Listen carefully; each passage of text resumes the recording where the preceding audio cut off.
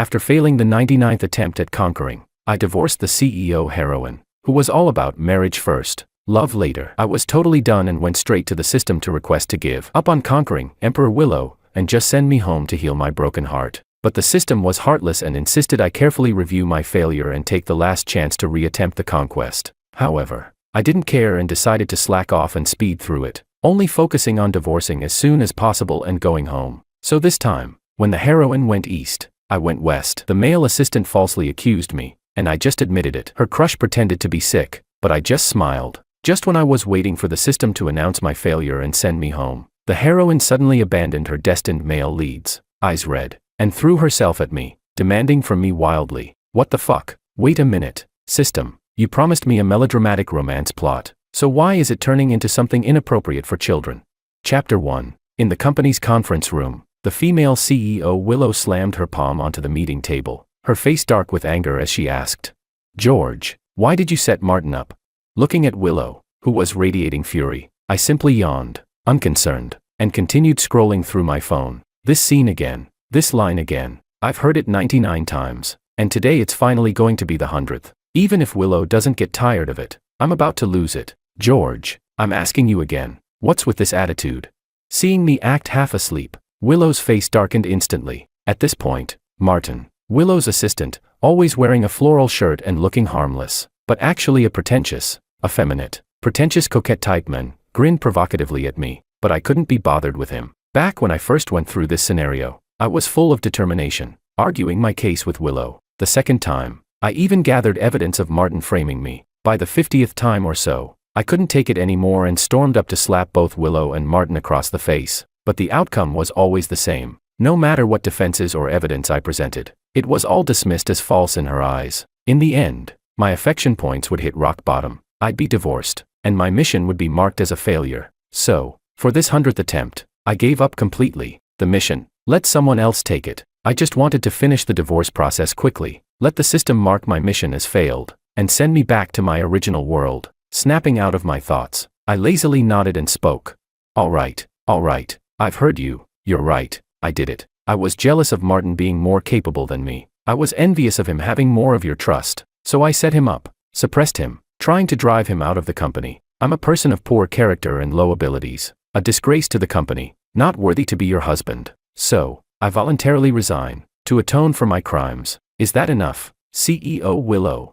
As soon as I finished, the room fell silent. Seeing me admit everything all at once, Martin, who had been preparing a tirade of fiery retorts, suddenly choked, his face turning red. Willow was also stunned, her brows furrowed, as though she hadn't expected me to admit it so straightforwardly. Just when I thought she might seize the opportunity to let me off the hook, Willow stared at me with suspicion. "George, what exactly are you trying to do?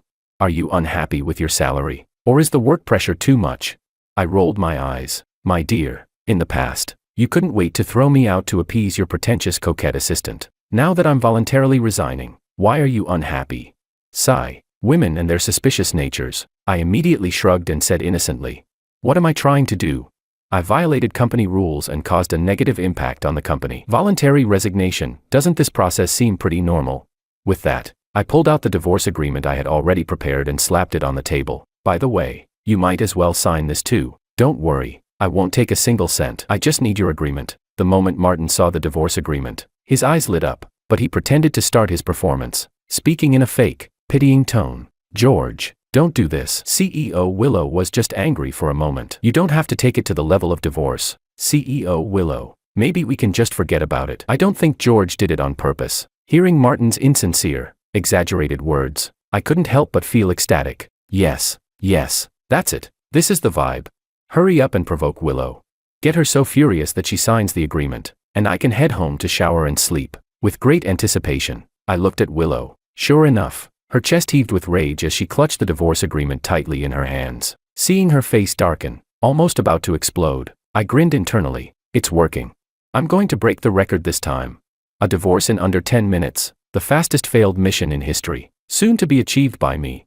Just as I was already considering whether to play a couple of games or grab skewers with my buddies when I got home, the next moment, I suddenly heard a sharp, crisp sound. I looked in the direction of the noise, and my smile froze on my face. Chapter 2. To my shock, Willow tore the divorce agreement on the table in half. For a moment, no one in the conference room even dared to breathe. I was frozen in place. What on earth is wrong with this woman?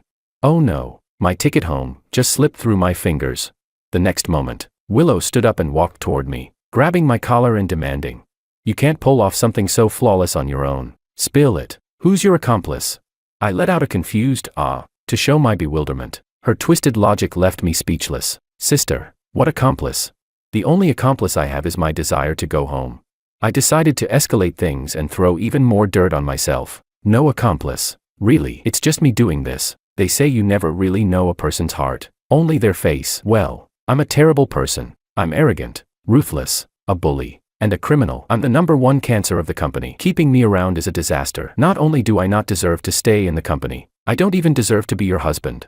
I gave my impassioned speech, and I almost started to believe it myself. But then, there was a soft pft. Someone around me couldn't hold in a laugh. The shoulders of several executives in the room started to shake with suppressed laughter. Willow's face grew darker. She slammed her hand on the table again and shouted, "Enough. I'm not here for your stand-up comedy.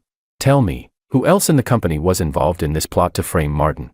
Seeing things weren't going well, Martin immediately started his fake good guy act again. "CEO Willow, maybe we can just let it go." "I'm sure George." "Shut up." Willow coldly interrupted him, her eyes flashing with determination as she said, "This matter must be investigated thoroughly. Get me the surveillance footage from the warehouse that day." Martin's face turned pale. I felt my heart drop. Oh no. If they pull up the surveillance footage, all of Martin's little schemes will be exposed. If he's exposed, that would mean I was framed. If I'm framed, how am I supposed to leave with everything in order? No way. I quickly slammed Willow's laptop shut before Martin could say anything. "You can't check it." "CEO Willow, I've confessed. There's physical and testimonial evidence. What do you need the surveillance for? Just fire me and divorce me, and this will be over." But the more I tried to stop her, the more suspicious Willow's gaze became. She probably thought, if I was fighting so hard to protect this so-called accomplice, then it wasn't just one person, it must be a massive, toxic presence in the company. "You're trying to cover for your accomplice, huh? Well, I'm going to investigate this to the end." Without saying another word, she picked up the phone and called security. Soon, the large screen in the conference room displayed the surveillance footage from the warehouse that day. We saw Martin sneaking around, moving a batch of substandard materials into the warehouse, then expertly tearing off the seal I had signed and sticking it on a box of defective goods. The footage was crystal clear, even showing the leaf stuck between his teeth as he smirked wickedly. For a moment, everyone's gaze in the room was fixed on Martin's pale face. Chapter 3. Martin immediately panicked, stumbling over his words in an attempt to explain. No, CEO Willow, please let me explain. There's been a misunderstanding. Someone's been pressuring me." "Shut up." Willow had lost any desire to listen, not even sparing him a glance. Looking at Martin, who was now at a loss, I couldn't help but sigh. This is just ridiculous. The current pretentious coquette assistant is so low-level. He looks presentable enough, but how is his IQ lower than a rotten potato dug up from the field? I frowned, feeling disillusioned, but Willow misunderstood. She quickly walked up to me, and for the first time, there was an expression of apology on her face. "I'm sorry, George, this time I was too hasty. As compensation, if you have any requests, I'll do my best to fulfill them." My eyes instantly lit up. I quickly raised my head, grabbing her wrist and asking, "Really, anything?" Willow was taken aback by my reaction but nodded seriously. As long as I can do it, that's great." I immediately pulled out another divorce agreement, along with a pen, and shoved it into her hand. "Then hurry up and sign this. I don't want anything else, just this." Willow was speechless. The apology on her face instantly froze, and she looked at me with a complicated expression. "How do you still have more prepared?" I casually opened my bag. It was stuffed full, at least a dozen identical divorce agreements inside. Willow's mouth twitched, probably thinking I was still throwing a tantrum and venting my frustrations in this way. After a moment of silence, she pulled out a check from her bag, wrote down a series of numbers, and handed it to me. "Here's a check, as compensation." I glanced at it, and there were 6 zeros on the back. In the past, I would have been over the moon, but now, is that money really what I need? What I need is freedom. I took the check, tore it to pieces in front of her. "I told you, I don't want money. I want a divorce." As the check fell apart, Willow was completely stunned. She probably never imagined that I would be so obsessed with divorce. For a moment, I could see the guilt in her eyes deepen. The next moment, she turned to look at Martin, who had practically wet himself from fear. "Do you want to handle him?" she asked. My mind immediately started racing. Martin, though a fool, still had some use. If he stayed by my side, he could continue to stir up conflicts between me and Willow, helping me pave the way for my divorce. If he were fired, Willow wouldn't have anyone to sow discord. What if, one day, she suddenly had a moment of madness and decided to keep me around just because of my handsome face? What if she refused to let me go? Snapping back to reality, I cleared my throat and quickly spoke up. I think, even though Martin did something wrong, he's still understandable. Besides, he's incredibly talented and an asset to the company. Firing him over such a small matter would be a loss to the company. In my opinion, not only should he not be fired, but he should be promoted, given a raise, and even offered shares. The more I spoke, the more I tried to lift Martin up to the heavens. But after hearing me, Willow gave me a look that said, "You're still upset, aren't you?" Without hesitation, she announced, "Martin, you're fired. Go to HR now and complete your paperwork." CEO Willow, leave now. Seeing Willow's decisive expression, I was completely stunned. This was the main competitor for the male lead position. If she fired him, how was I supposed to divorce and leave this hellhole? Wait, CEO Willow, think it through. Martin is really useful to the company. Without him, how could we have brought in so many partnerships? I stepped in front of Willow, desperately trying to reason with her. She just stared at me blankly, as if she understood something. I suddenly had a bad feeling, and sure enough, after a brief silence, Willow suddenly patted my shoulder and said, "George, you've been wronged like this, yet you can still be so magnanimous and rational, thinking about the company's well-being. To have an employee like you is a blessing for both me and the company. From today on, George's annual salary will be doubled, and I'll immediately transfer 5% of my shares to him. From now on, he will be the vice president of the company." As she said this, she kicked Martin, who was still lying on the floor. "Go, apologize to Vice President Wang. Thank him for his generosity. If it weren't for him, you'd already be blacklisted by me." I was completely stunned. Martin was equally confused. Had Willow mixed up her scripts? Wasn't this supposed to be her line to protect Martin? And Martin, at this point, must have wanted to swallow me whole right on the spot, but he dared not show his anger. He could only grind his teeth and apologize. "Vice President Wang, I'm sorry." I could only helplessly sigh. "It's okay, little bro. Keep up the good work, and next time, be smarter. Strive to take me down and successfully rise to the top." Martin's face turned even greener. He probably thought I was mocking him, and was so angry his body started shaking. But I didn't bother trying to figure out his thoughts anymore. Since the divorce didn't happen, I might as well go home and sleep. By the time I got home, it was already completely dark. I walked into the bedroom, skillfully picked up my pillow and blanket, and prepared to crash on the couch for the night. After all, in this married but falling in love plot, even though Willow and I have been married for years, we haven't even kissed, let alone shared a bed. Just as I was about to walk out the door, a cold voice called out to me, "Where are you going?" Willow must have come back without me noticing. She was standing in the doorway, looking at me. I shook the pillow in my hand and said, "I'm going to the living room. I'll sleep on the couch tonight." Willow was silent for a moment before suddenly saying, "No, but I want to." "No, you don't." I frowned involuntarily. Wasn't she supposed to be the cold, Ice Queen CEO? Why was she suddenly acting like this?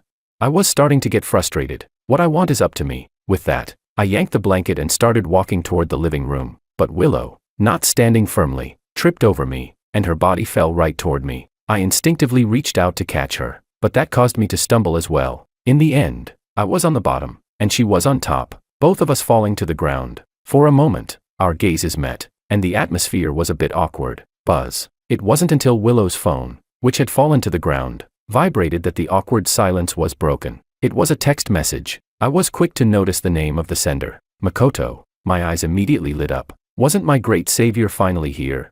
Chapter 4. I suddenly sat up straight, only to slam my chin right into Willow's forehead. She gasped in pain. "What's got you so excited all of a sudden?" she asked. But when she saw the text message on my phone screen, "I'm back in the country. Can you come pick me up?" She froze in place. "George, She was about to explain, but I couldn't help but smile like a 300-pound child. It's fine. You go ahead. I'll take care of the house. Your crush is finally back. How can you not go see him?" Willow looked at me, clearly excited, but her expression grew cautious. She probably thought I was still angry about what happened earlier and was testing her in this way. So she put her phone away. "George, I've already cut ties with him, considering his health. I'll send a driver to pick him up." "That won't do," I interrupted. "He's come all the way back, and you're just sending a driver? How hurtful is that?" Without giving her a chance to protest, I grabbed the car keys from the table, took her hand, and dragged her toward the garage. Let's go, it's so cold, and if you don't hurry, your man's going to turn into a popsicle. Willow was being dragged behind me, her eyes full of complexity. No one knew what she was thinking. By the time we got to the airport, I spotted a handsome guy with a chiseled jaw standing near the exit, looking around. It was none other than one of Willow's official suitors, the heartthrob, Makoto. The moment Makoto saw Willow, he smiled warmly. Willow, you really came after all. But as soon as he saw me standing beside her, his smile froze. Huh? Why is he suddenly speechless? As both Willow and Makoto shot me awkward looks, I quickly took 2 steps back. Sorry, just pretend I'm not here. Go ahead, hug, kiss, and get back together already. Don't waste any more time. Willow's gaze toward me became even more complicated. After a moment of silence, she stepped back with me and coldly looked at Makoto. You should know, when my parents were away and the company was leaderless, you left without a word. That's when it ended between us. Makoto's face stiffened at her words, and I quickly added, don't be so quick to jump to conclusions. Maybe there's something you don't know. Maybe he got cancer or something, and he's trying to protect you from being dragged down with him. Just as I finished, Makoto shot me a strange glance, then sighed deeply. Willow, don't misunderstand. I came back this time, not to interfere with your life, but just to get treatment. Willow froze for a moment. You're sick? Makoto nodded. It's a rare heart condition, the doctor says.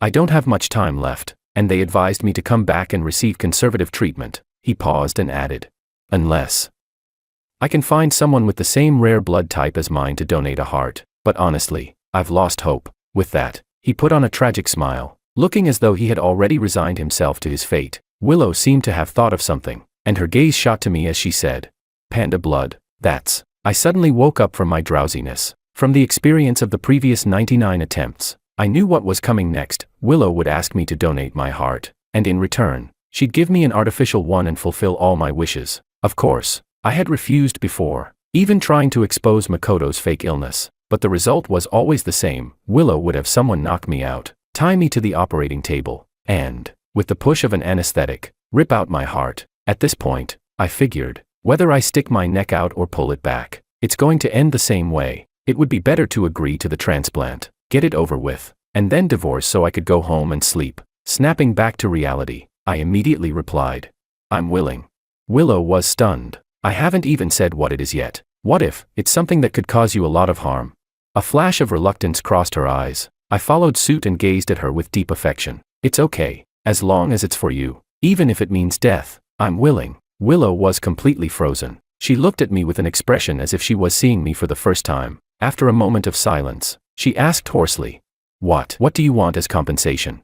I immediately pulled out my precious divorce agreement again. Divorce. That's my only wish. Please, grant it. I handed her the pen, my eyes full of longing to go home, but Willow remained silent again. She looked at the agreement in my hands, hesitating to take the pen. After a long pause, she shook her head. I'll think about this carefully. Makoto's eyes flashed with displeasure, but he still put on an act of being magnanimous. Willow's right. You can't force something like this. Besides, Mr. Wong, you're still Willow's husband. How could I take her from you? He turned to Willow with an invitation. It's been a while since we saw each other. How about we have dinner tomorrow, together? Willow subconsciously looked at me. I was puzzled. Why does she keep looking at me? I'm not your father. But Willow took a deep breath, as if she had made up her mind. I'm sorry. Before she could finish, I quickly covered her mouth and shouted. She agrees. Tomorrow noon. Right, she's agreed. We'll definitely be there. I cheerfully agreed on her behalf. Makoto froze for a second, then smiled nonchalantly, but as he was leaving, he whispered a warning in a tone only the two of us could hear. George, don't flaunt your affection in front of me. You can't beat me. The next day, I dragged an unwilling Willow to the high-end restaurant Makoto had reserved. This place was so upscale that even the doorknobs were made of gold. Makoto, however, seemed completely at ease and gestured to the waiter to begin serving. French escargot, top-quality caviar, Australian lobster. It was all fine dining. During the meal, Makoto purposely flaunted his knowledge of Willow, mentioning everything from her dislike of cilantro to how she only puts one sugar cube in her coffee. I couldn't care less, stuffing my face with food as if I hadn't eaten in days. Anyway, I was going to be sent away soon, so why not eat to my heart's content? Around us, the other diners were dressed elegantly and acted refined, looking at me as though I had just stepped off a farm. I overheard whispers. That guy doesn't even know how to use a knife and fork. It's so funny. Yeah, Look at the way he's eating the lobster. It's like he hasn't eaten in 3 days. Their giggles reached my ears. Makoto smirked disdainfully, wiped his mouth with a napkin, and arrogantly said, "George, when you're out in public, you should really learn some table manners. Otherwise, you'll just embarrass Willow." As soon as he finished speaking, there was a loud crash. Willow, usually so composed, had actually flipped the table. "Makoto, mind your words. George is my husband now." Chapter 5. I was so stunned that the half piece of lobster I had been eating dropped straight to the floor. This script was getting a little too wild, wasn't it? In the previous 99 attempts, let alone flipping the table, Willow had always been extremely protective of Makoto, treating him as though he were made of glass, afraid to let anything happen to him. How had her character completely collapsed this time? I quickly wiped my mouth and stood up to smooth things over. It's fine. It's fine. Mr. Ito was just joking. I'm a bit crude, not the most refined, I said, trying to downplay the situation. CEO Willow, how about you continue with Mr. Ito's meal? I'm feeling a bit unwell, so I'll head out first and won't disturb your elegant dining. I said this while giving Makoto a pointed look. The last thing I wanted was for Willow to get too worked up and flip me, too. But just as I took a step forward, my wrist was suddenly grabbed. "Wait. I'm full," Willow coldly said, pulling me toward the door. As we passed Makoto, she paused for a moment and, in a businesslike manner, said, "As for your condition, I'll have someone else contact you and provide the best treatment options. But, Makoto, if there's nothing else, we won't be in touch again." Makoto's face immediately turned pale, and he forgot his lines entirely, but his eyes, filled with resentment, remained fixed on me, as though I had dug up his family's grave. I felt wronged. Wasn't it you who couldn't keep your mouth shut and had to provoke this great Buddha? Sigh. I just can't handle it. Just as Willow was about to drag me out of the restaurant, Makoto suddenly panicked and quickly changed tactics, starting his classic woe is me routine. "Willow, don't misunderstand. I don't mean anything by it. I'm already prepared to die. I just have one last request before I leave this world." Willow's footsteps naturally paused. "Do you remember the promise we made when we were children?" I immediately brightened. I knew this plot like the back of my hand. When they were kids, they'd made a promise to hold the grandest wedding in the world. Next, Willow would feel guilty and agree to this final wish, and as her nominal husband, that would mean I could gracefully bow out, wouldn't it? It was set. Everything was set. I eagerly watched Willow, waiting for her to say, "I remember." But Willow, after a moment of silence, shook her head. "I don't remember." I was stunned. Makoto was stunned too. Wait, why is this woman not following the script? Before Makoto could speak, I quickly stepped forward, cutting him off. "I remember. You two promised to hold a grand wedding when you grew up, right?" Makoto blinked in confusion. "How do you know that?"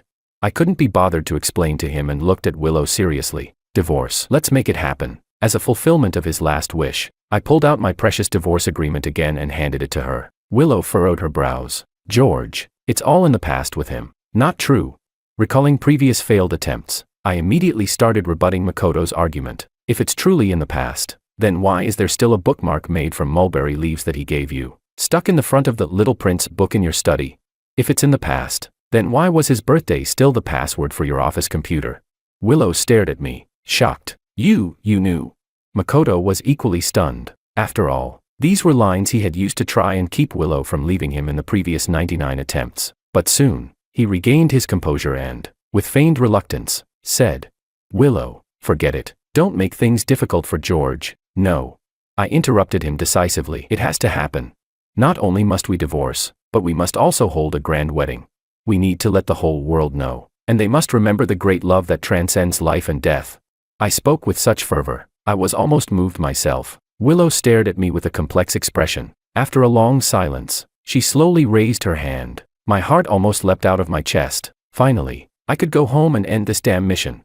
Buzz. But just then, Willow's phone started vibrating urgently. Chapter 6. In the end, Willow didn't sign the divorce agreement. Instead, she answered the phone. The next moment, a panicked voice from the other end of the line came through. "CEO Willow, something's wrong. Assistant Martin, he's trying to jump off the company rooftop." My mind went blank, and I almost fainted on the spot. Martin. How was this persistent ghost of a man interfering with my divorce plans again? Willow's face changed instantly, and she quickly apologized to Makoto before rushing out. Makoto, however, snorted coldly behind me. "TCH, you got away this time." I didn't bother responding to him, rushing to follow Willow to the company. When we arrived downstairs, The area around the building was already crowded with people. On the rooftop, Martin had half of his body hanging over the edge, shouting, "Don't come any closer. If you do, I'll jump." Willow's face turned pale as she held a megaphone and tried to reason with him. "Martin, calm down, and we'll talk this through."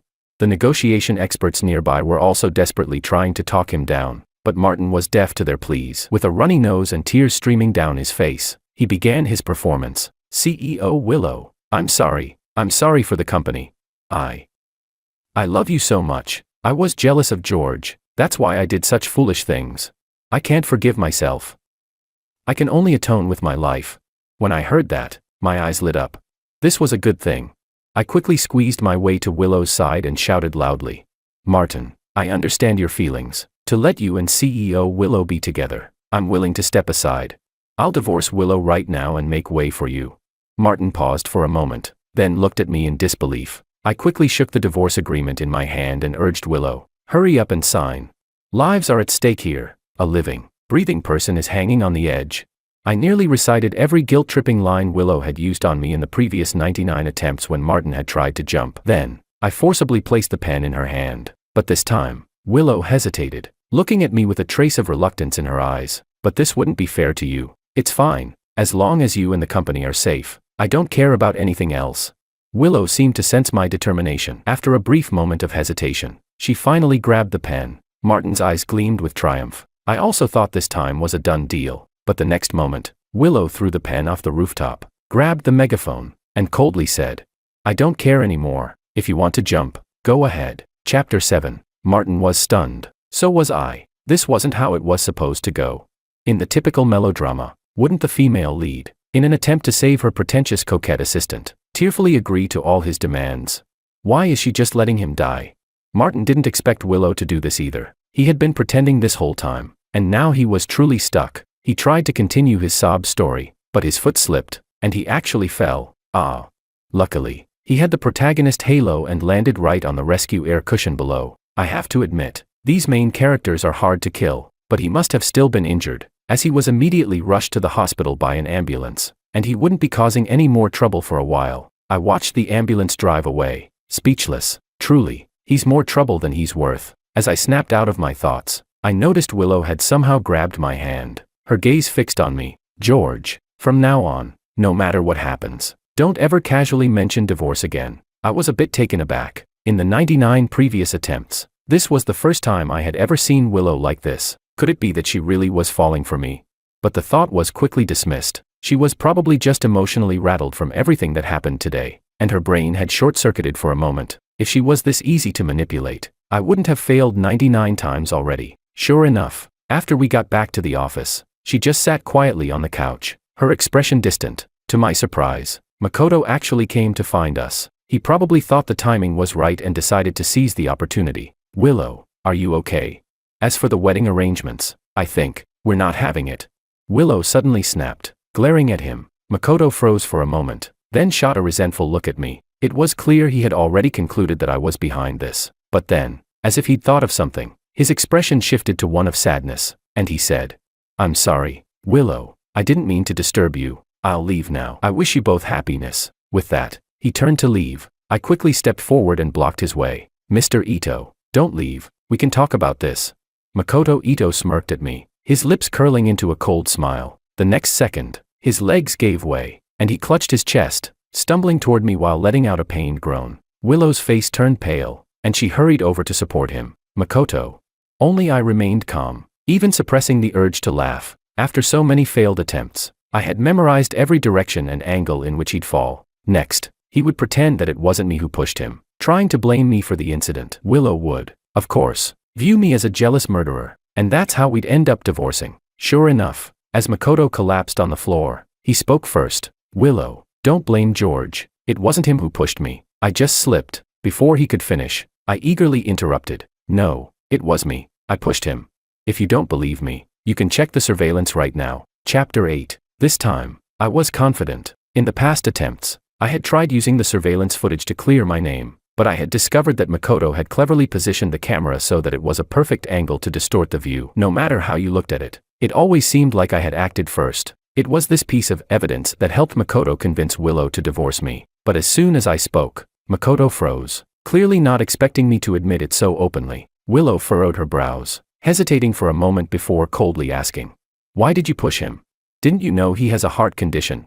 I flashed a grin and replied, "Yeah, I know. I just wanted to kill him. He was trying to steal my wife." Willow's eyes instantly sharpened as she glared at me, but deep down, I was thrilled. Makoto was her idol, a piece of her heart that she couldn't let go of. I wanted to kill him, and she wasn't going to fight me on it. After a minute of silence, Willow sighed helplessly. "Forget it. Nothing serious happened. Don't do this again." Makoto, still lying on the ground, was stunned. I was just as confused. In the previous 99 attempts, if I had even scratched him a little, Willow would have been out for blood, apologizing to him as if I had committed some grave crime. Now, I was about to kill him, and she just lets it slide. Makoto immediately shot me a venomous glare, then dramatically coughed, a trickle of blood spilling from the corner of his mouth. The fake doctor he had arranged burst in. "Not good. Mr. Ito is having a heart attack. Immediate rescue is required." I quickly sprang into action and blocked the office door. "No one leaves until the divorce agreement is signed." Willow looked at me, her face filled with pain and indecision. "George, do you really have to force me to choose like this?" I was dumbfounded. What's there to hesitate about? In all the previous attempts, hadn't she always picked Makoto in a second? I nodded firmly. "Yes, you have to choose." Willow fell silent again. I was getting desperate. Makoto, still on the floor, was getting desperate, too. After all, he was pretending, and if he stayed down too long without dying, his little act would be exposed. Just as I thought this might fail again, Willow finally relented and signed the divorce agreement, her voice hoarse as she said, "Is this enough?"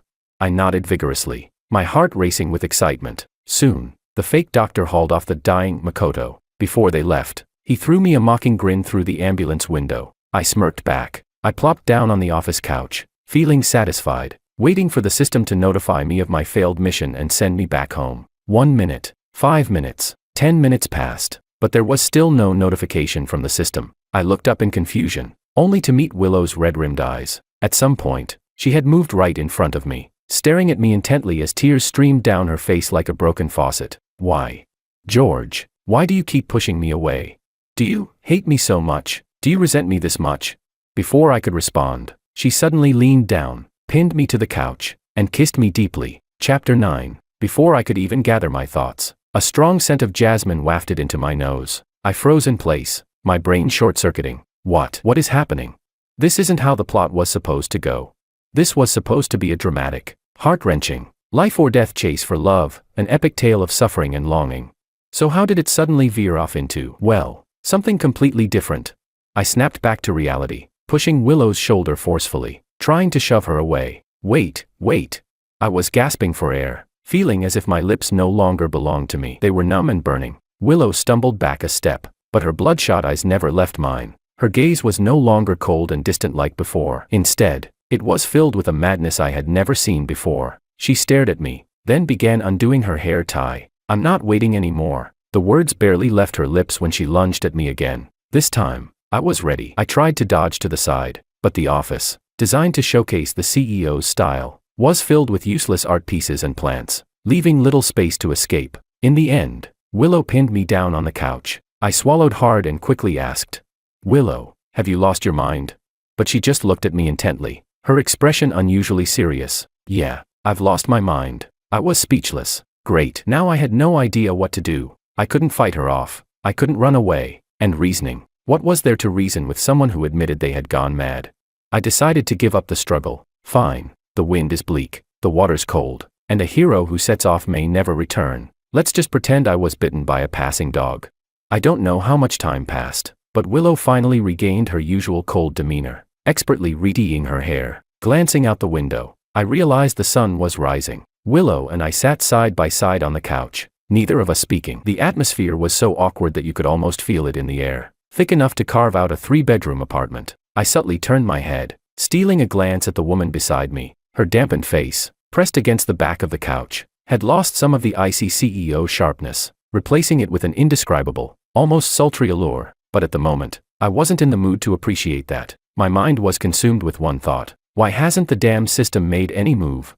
Based on my past experiences, Willow had already signed the divorce agreement. The system should have long ago declared my mission failed and sent me back to the real world. So why was it taking so long this time?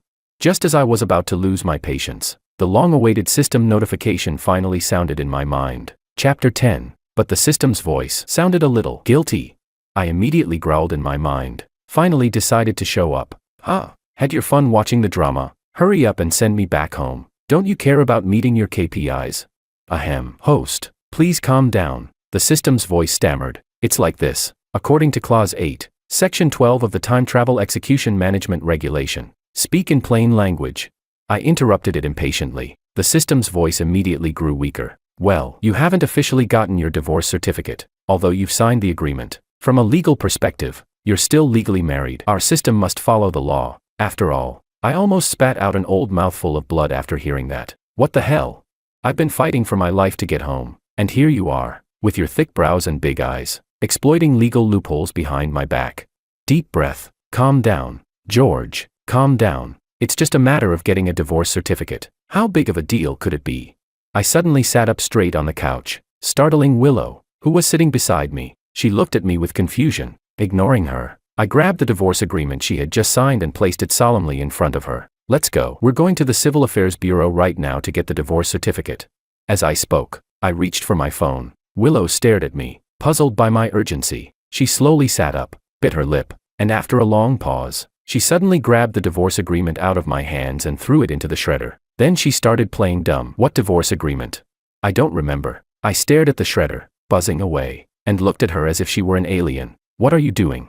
Willow, caught off guard by my gaze, seemed a little nervous. Her eyes darted around, and she couldn't meet my gaze. I was just too emotional earlier. My mind went blank, and I don't remember anything. I almost laughed in disbelief. Really? I pointed at her, my finger trembling with frustration. Willow, CEO Lou. You're the CEO of a billion-dollar listed company, and you're playing games with me. When you signed it earlier, it was a magnificent signature. Now you've torn it up and tell me you don't remember. Do you think I, George, am that stupid? Willow, shrinking from my anger, turned her head and pretended nothing had happened. I was furious. This woman must be going through some kind of crisis. Has she completely lost her mind? Just as I was about to continue confronting her, showing her what a real rogue looked like, buzz, her phone, which had been thrown on the couch, suddenly started vibrating. Willow, as if grasping at a lifeline, hurriedly picked up the phone. Hello, Dr. Lee. I couldn't hear what was said on the other end of the line, but Willow's face instantly turned serious again. Chapter 11. Okay, I understand. Willow placed the phone down beside her, looking at me with a complex expression. It was the hospital calling. The doctor said Makoto has woken up, and his condition is stable for now. He wants me to come over. As soon as I heard that, my eyes lit up. It was like someone had handed me a pillow when I was already falling asleep. Makoto, despite not being the sharpest tool in the shed, had an uncanny ability to show up exactly when I was about to divorce Willow. He was basically my divorce catalyst, a smooth ride on my way back home. But Willow, looking at me, seemed to hesitate ever so slightly. She seemed reluctant to go. That couldn't happen. I snatched her phone from her hand and shouted into it with passion. Got it, we'll be there right away. Please make sure Mr. Ito remains calm and doesn't get too agitated. CEO Willow is on her way now. I immediately hung up the phone, grabbed Willow's hand, and started pulling her toward the door. Let's go, let's go. What are you waiting for? Time to save a life. Willow, still confused, was being dragged along. Why are you suddenly so concerned about Makoto's condition? I couldn't be bothered to explain and made up a random excuse. I'm just a good person. What's wrong with that? Enough talking. Hurry up and get in the car. I'm about to floor it. 15 minutes later, I quickly took Willow to the hospital. George, you go ahead. I'll grab a fruit basket and take care of the hospital fees. I didn't think much of it and nodded, heading straight into the VIP room where Makoto was staying. As soon as I walked in, I saw Makoto reclining in the bed, intently using his phone to send tips to a female streamer, looking remarkably well and energetic, definitely not like someone suffering from a heart condition. When he saw me, he froze for a moment before sneering coldly. What's this? Came alone. Where's Willow? Has she finally seen through your true nature and decided to ditch you? George, I've always told you, compared to me, you're nothing in Willow's eyes. You're nothing more than my replacement. Really? Hearing his mocking words, I felt my blood pressure rising. Bro, my dear brother, can you keep it down a bit? What if Willow hears you when she comes back from paying the fees? The louder you scream now, the worse it's going to get later. Makoto, shut up. I whispered urgently, signaling wildly with my eyes. But Makoto thought I was just embarrassed, so he smiled even more smugly. He sat up straight in bed and sneered. What? Is the truth too harsh for you to handle? Tough luck. Willow's entire youth has been devoted to me. She's my loyal dog, and you're just a poor guy who's stepping in as a replacement. TSK, you look like me, so you're probably just a stand-in. You should know your place and step away from Willow. Or, he was getting carried away with his taunts. Creak. The door to the room suddenly creaked open. Willow stood in the doorway, her face icy, her expression dark. What are you going to do about it? She asked, her tone cold and sharp. Chapter 12. As soon as Willow spoke, the smug expression on Makoto's face froze. Willow, let me explain. It's not what you think. I can explain. But Willow walked to the bedside and looked down at him, her eyes cold with disappointment. No trace of affection left. Makoto, I never imagined you were this kind of person. If I had known you were like this, I wouldn't have saved you yesterday. I stood off to the side, watching the tense atmosphere between Willow and Makoto, raising an eyebrow in surprise. Wait a second, this isn't right. Why is Willow still defending me? This is the worst lead I've ever had. We hadn't even won yet, and we were already celebrating prematurely. Ruined. Completely ruined. I just can't handle this. Really can't. Makoto, completely panicked now, his face turning from pale to green, quickly grabbed Willow's clothing and began his classic woe is me routine. Willow, I almost died yesterday, so I wasn't thinking straight. I said those things in a moment of impulse. Please don't be angry with me, okay?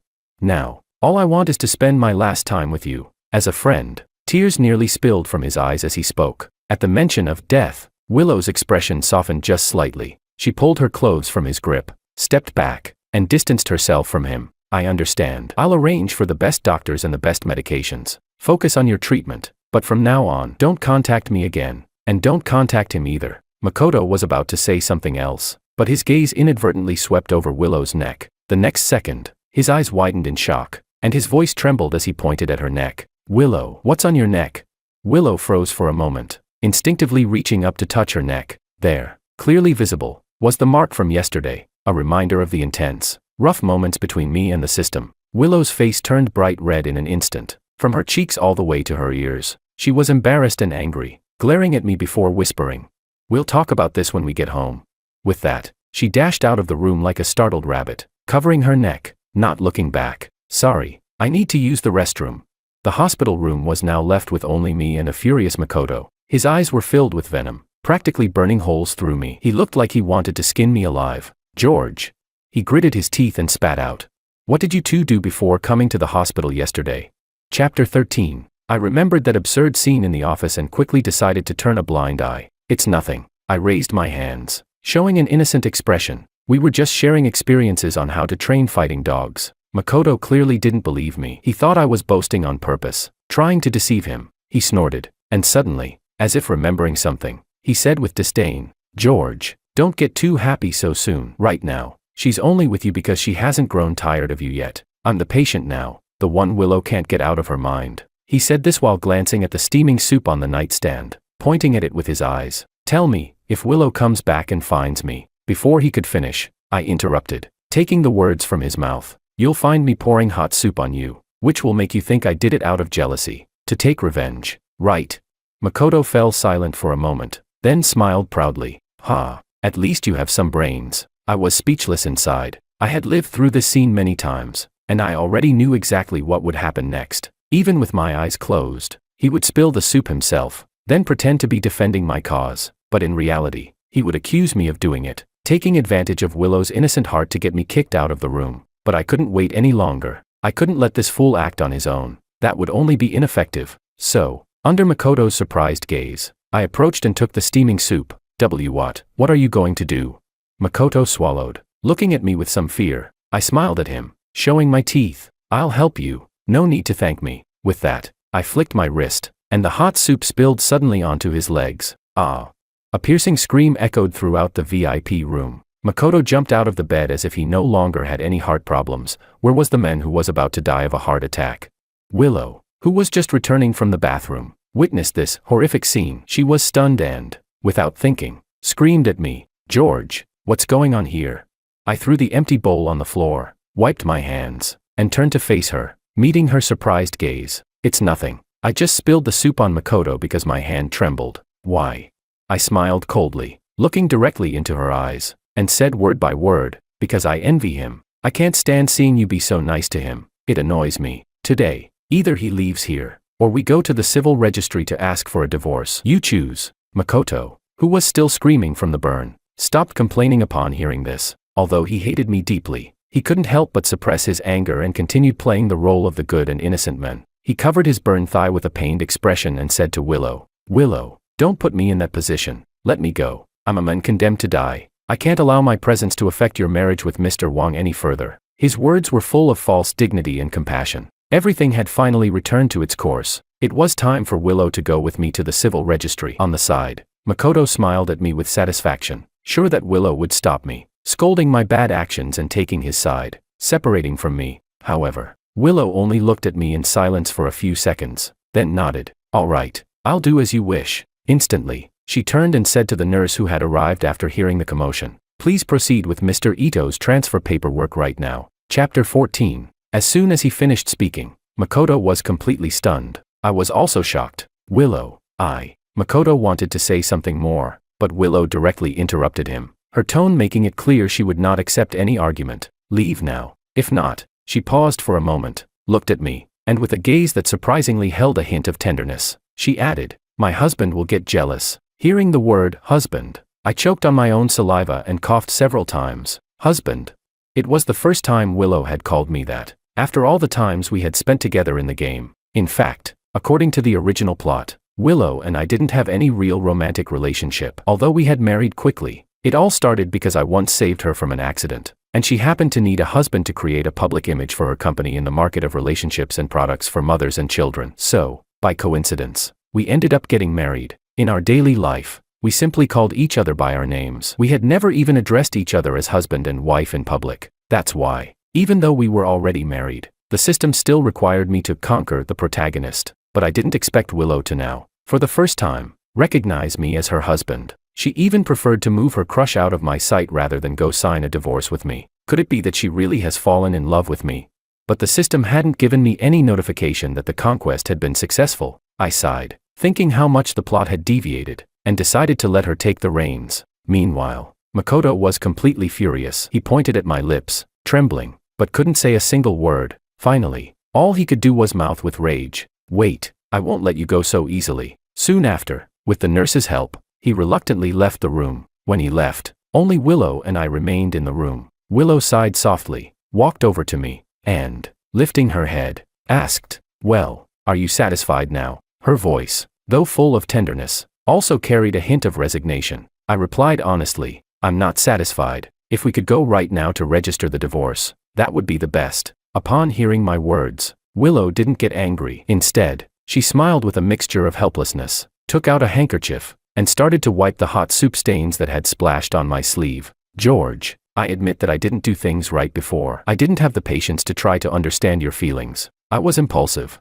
harsh, and did many things that hurt you. But from now on, I'll correct my mistakes with actions." She raised her gaze and looked at me seriously, pronouncing each word clearly. "So, please, don't say any more impulsive things. I'm not going to divorce you." Chapter 15. In that moment, looking into her eyes, which were nearly overflowing with tenderness, I was dazed. My heart skipped a beat, but soon, I snapped out of it. This kind of smooth start wasn't anything new. It had happened in the previous 99 attempts. In fact, there were a few times when Willow's affection for me reached as high as 90%. But no matter how things went in between, in the end, it was always defeated by that damn male lead aura, and due to some misunderstanding or scheme, it ended in a bitter divorce. So I couldn't let my guard down. Absolutely not. On the side, Willow saw me staying silent for a long time, looking lost, probably thinking I didn't believe in her resolve. She paused for a moment, as if organizing her words. Just then, her phone suddenly vibrated in her pocket. She took out her phone, glanced at it, and her eyes lit up. "George, wait here for me. I have something urgent to take care of. I'll be back soon." After saying this, she quickly walked out of the room in her high heels. I watched her figure disappear at the end of the hallway and couldn't be bothered to guess what she was going to do. Anyway, she could do whatever she liked, as long as it didn't delay my divorce. Bored, I paced around the room, my mind racing as I calculated the feasibility of my next divorce plan. What if I try cheating? No, too risky. What if Willow, in a fit of frustration, decides to kill me? Then I pretend to owe a huge gambling debt. That doesn't seem to work either. With her current attitude, she'd probably think, hubby's debt is my debt, and silently pay it off for me. Just when I was racking my brain but couldn't come up with anything, a sarcastic voice suddenly came from behind. Well, if it isn't Vice President Wang, why are you alone here? I turned around, and to my surprise, it was none other than my old assistant, Martin. At this point, most of his injuries had healed, but his left arm was still wrapped in a bandage and in a thick plaster cast. When he saw that I was the only one in the room, and remembered that Makoto had been transferred to another hospital, a knowing expression instantly appeared on his face. So, did Willow kick you out? TSK, I told you, you couldn't beat Makoto, and you definitely can't beat me. Now you see who the real winner is, don't you? I was at a loss for words when I heard this. I couldn't wait for him to win, for Willow to go straight to the Civil Affairs Bureau to get a divorce, and then the system would judge that I had failed the conquest and send me straight home. Thinking of this, I quickly nodded and earnestly said, all right, you're great, you're amazing. Now hurry up and get Lou, the CEO, to divorce me, please. I'm begging you. Seriously. Martin's smile instantly froze. He probably didn't expect me to react this way, and his whole face turned sour, like a palette of colors. George, stop being so sarcastic. Do you think just because you have a husband's title, you're something special? I couldn't help but roll my eyes in my mind. So Martin thought I was mocking him. I'm more wrong than anyone could imagine. Dude, I'm being sincere here. Is there anyone in this world who wants to divorce Willow more than I do? The next moment, Martin seemed to shift his tone, perhaps trying to salvage his pride. George, don't get too smug. Are you wondering why Willow suddenly left? Do you want to know where she went? Chapter 16. I immediately perked up, eagerly leaning in and asking. Could it be she went to find you? Martin tilted his chin upward, then pointed toward the window outside the hospital room. Pretty much. See that? Although Willow pretends to sever ties with me, even ignoring my messages, it's all for your benefit. Deep down, she still cares for me. That's the love she hides deep within her heart. I followed his finger and looked outside. In the garden below the hospital, Willow was indeed standing there, holding a beautifully packaged jar that looked like some sort of high-end supplement. Martin's smug grin grew wider. Did you see that? She specially had someone airlift that supplement from abroad. Several $1,000s a bottle, just to help me recover my health. She doesn't say it, but her actions speak louder than words. George, this is the surprise she has for me. If you don't want to be a third wheel, you should leave now before you end up making yourself sick. I quickly nodded in agreement. Leave. I'm leaving right now. I could hardly wait to sprout wings and fly away, making room for him and Willow. May all lovers in the world find happiness, and may I divorce and return to my own world soon. I turned to leave, careful not to disturb Willow's surprise for Martin. But no sooner had I taken a couple of steps than a cold voice rang out behind me. George, what are you doing here? Willow had caught up with me so quickly. At that moment, Martin snorted coldly, sneering in a tone only the two of us could hear. Did you hear that? Told you not to come. Now you're asking for trouble. Willow really did come looking for me. He straightened his collar, flashed a smile, and then reached out his hand. Willow, it's good you're here. You even bought such expensive. But before Martin could finish his sentence, Willow didn't even spare him a glance. She walked straight past him, came up to me, and without a word, shoved the heavy jar of supplements into my hands. Honestly, I told you to wait here, but you just had to run off. I searched for you for so long. Here, these are the supplements I had a friend specially get for you from abroad to help with your recovery. Make sure you take them twice a day. It'll help your body heal. Chapter 17. In an instant, Martin, who had been so smug just a moment ago, was left completely dumbfounded. I was also in shock. I looked down at the valuable jar in my hands, then looked back up at Willow, my face full of questions. Is this for me? Are you sure you didn't give it to the wrong person? Isn't this for Martin? It was then that Willow noticed Martin in the corner. Her gaze instantly turned cold, as if she were looking at some irrelevant piece of trash. Why would I give it to him? That would be a waste of money. She said this without sparing Martin another glance, then turned her attention back to me, her tone softening again. I heard from your neighbor, Zhang Ma, that you were severely injured when you were younger and had major surgery. Your body isn't in the best condition. Of course, I need to help you recover. That way. She paused, her ears turning slightly pink, and she stuttered. That way, our future children can be healthy and strong. Cough, cough. I immediately choked on my own saliva, my face filled with disbelief. What the hell? Children? Did I hear that right? Seeing my huge reaction, Willow thought I didn't believe her and nodded seriously, adding, yes. If you don't get your body in shape, how are we supposed to have kids in the future? At that moment, I began to suspect whether the system had messed up Willow's character. My God. This plot is derailing so fast it's like a rocket. Just a few days ago, she was practically dying to question me about falsely accusing others, and now she's considering having kids with me.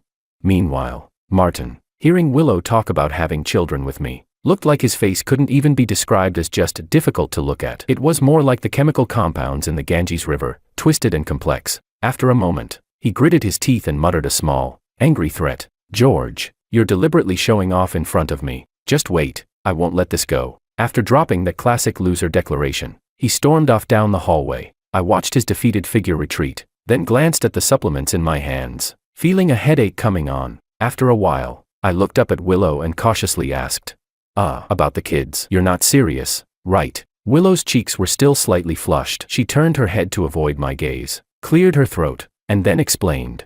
I just couldn't stand the smug look on his face, so I said that to mess with him. But it's true that I want you to take care of your health. Of course, if you really want a child soon. As soon as I heard this, I quickly cut her off. All right, let's just go home. I don't want to stay in this hospital for another second. By the time Willow and I returned home, it was already late. After a whole busy day, I was exhausted, both physically and mentally. I couldn't be bothered to argue with Willow anymore. I just wanted to get some sleep, to avoid any further mishaps. I deliberately chose the study because it only had a small single bed that could only accommodate one person. I had just finished my shower and hurried back to the study to sleep, but as soon as I lay down, there was a knock on the door. My heart skipped a beat, and I pretended not to hear it. The person outside seemed very patient and knocked again. 2 more times. I still tried to pretend I hadn't heard. It's me. George, are you asleep? Willow's voice came from outside the door. Yeah, I'm asleep. Go back to your room, I responded. Just as my words ended,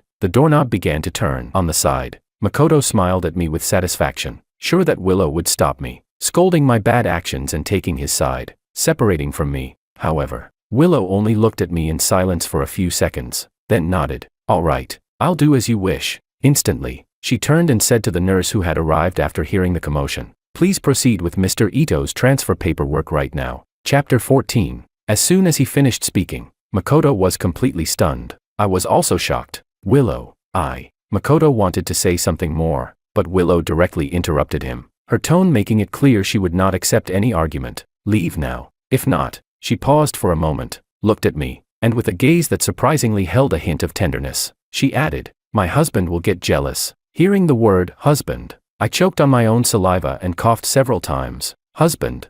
It was the first time Willow had called me that, after all the times we had spent together in the game. In fact, according to the original plot, Willow and I didn't have any real romantic relationship. Although we had married quickly, it all started because I once saved her from an accident, and she happened to need a husband to create a public image for her company in the market of relationships and products for mothers and children. So, by coincidence, we ended up getting married. In our daily life, we simply called each other by our names. We had never even addressed each other as husband and wife in public. That's why, even though we were already married, the system still required me to conquer the protagonist. But I didn't expect Willow to now, for the first time, recognize me as her husband. She even preferred to move her crush out of my sight rather than go sign a divorce with me. Could it be that she really has fallen in love with me?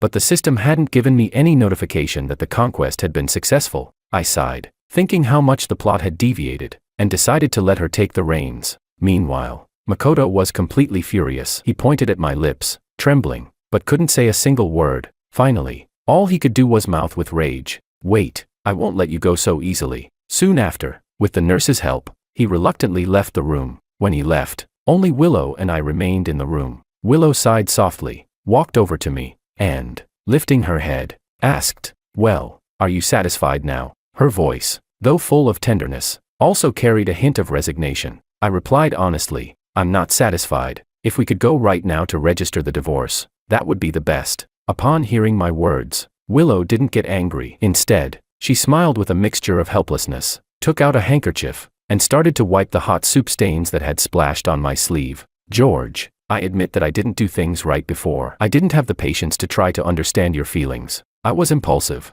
harsh, and did many things that hurt you. But from now on, I'll correct my mistakes with actions. She raised her gaze and looked at me seriously, pronouncing each word clearly. So, please, don't say any more impulsive things. I'm not going to divorce you. Chapter 15. In that moment, looking into her eyes, which were nearly overflowing with tenderness. I was dazed. My heart skipped a beat, but soon, I snapped out of it. This kind of smooth start wasn't anything new. It had happened in the previous 99 attempts. In fact, there were a few times when Willow's affection for me reached as high as 90%. But no matter how things went in between, in the end, it was always defeated by that damn male lead aura, and due to some misunderstanding or scheme, it ended in a bitter divorce. So I couldn't let my guard down. Absolutely not. On the side, Willow saw me staying silent for a long time, looking lost, probably thinking I didn't believe in her resolve. She paused for a moment, as if organizing her words. Just then, her phone suddenly vibrated in her pocket. She took out her phone, glanced at it, and her eyes lit up. "George, wait here for me. I have something urgent to take care of. I'll be back soon." After saying this, she quickly walked out of the room in her high heels. I watched her figure disappear at the end of the hallway and couldn't be bothered to guess what she was going to do. Anyway, she could do whatever she liked, as long as it didn't delay my divorce. Bored, I paced around the room, my mind racing as I calculated the feasibility of my next divorce plan. What if I try cheating? No, too risky. What if Willow, in a fit of frustration, decides to kill me? Then I pretend to owe a huge gambling debt. That doesn't seem to work either. With her current attitude, she'd probably think, hubby's debt is my debt, and silently pay it off for me. Just when I was racking my brain but couldn't come up with anything, a sarcastic voice suddenly came from behind. Well, if it isn't Vice President Wong, why are you alone here? I turned around, and to my surprise, it was none other than my old assistant, Martin. At this point, most of his injuries had healed, but his left arm was still wrapped in a bandage and in a thick plaster cast. When he saw that I was the only one in the room, and remembered that Makoto had been transferred to another hospital, a knowing expression instantly appeared on his face. "So, did Willow kick you out?" TSK. "I told you, you couldn't beat Makoto, and you definitely can't beat me. Now you see who the real winner is, don't you?" I was at a loss for words when I heard this. I couldn't wait for him to win, for Willow to go straight to the Civil Affairs Bureau to get a divorce, and then the system would judge that I had failed the conquest and send me straight home. Thinking of this, I quickly nodded and earnestly said, all right, you're great, you're amazing. Now hurry up and get Lou, the CEO, to divorce me, please. I'm begging you. Seriously." Martin's smile instantly froze. He probably didn't expect me to react this way, and his whole face turned sour, like a palette of colors. "George, stop being so sarcastic. Do you think just because you have a husband's title, you're something special?" I couldn't help but roll my eyes in my mind. So Martin thought I was mocking him. I'm more wrong than anyone could imagine. Dude, I'm being sincere here. Is there anyone in this world who wants to divorce Willow more than I do? The next moment, Martin seemed to shift his tone, perhaps trying to salvage his pride. "George, don't get too smug. Are you wondering why Willow suddenly left? Do you want to know where she went?" Chapter 16. I immediately perked up, eagerly leaning in and asking, "Could it be she went to find you?" Martin tilted his chin upward, then pointed toward the window outside the hospital room. "Pretty much. See that? Although Willow pretends to sever ties with me, even ignoring my messages, it's all for your benefit. Deep down, she still cares for me. That's the love she hides deep within her heart." I followed his finger and looked outside. In the garden below the hospital, Willow was indeed standing there, holding a beautifully packaged jar that looked like some sort of high-end supplement. Martin's smug grin grew wider. "Did you see that? She specially had someone airlift that supplement from abroad. Several $1,000s a bottle, just to help me recover my health." She doesn't say it, but her actions speak louder than words. "George, this is the surprise she has for me. If you don't want to be a third wheel, you should leave now before you end up making yourself sick." I quickly nodded in agreement. "Leave? I'm leaving right now." I could hardly wait to sprout wings and fly away, making room for him and Willow. May all lovers in the world find happiness, and may I divorce and return to my own world soon.